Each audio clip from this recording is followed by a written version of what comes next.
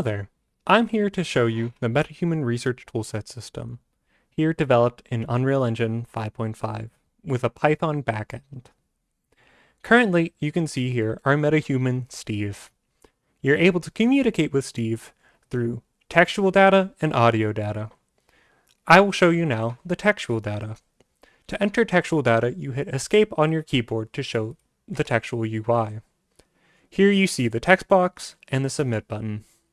In the text box, let's ask him a question like, hello there, how are you?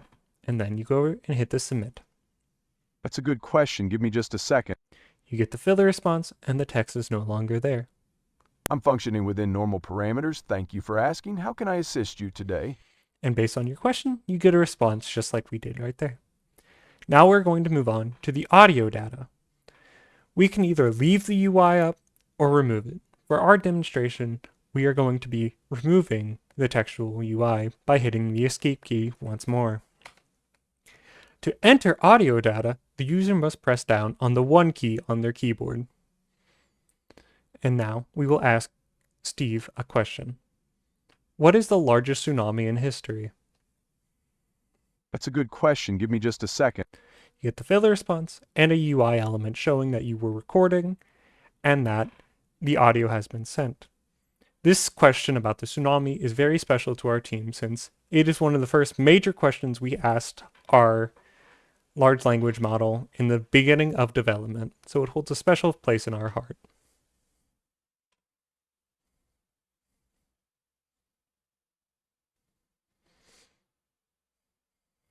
The largest tsunami in recorded history occurred on July 9, 1958 in Lichty Bay, Alaska. It was triggered by an 8.3 magnitude earthquake and reached a height of approximately 1,720 feet, 524 meters. And after that, we get the response from our AI. Now, the Unreal Engine front end isn't just for talking through it through audio and textual. You are also able to move your camera around. And not just that, you are able to move around in the Unreal environment. You can see we are currently located in an art studio where you can see a bunch of art displays and sculptures.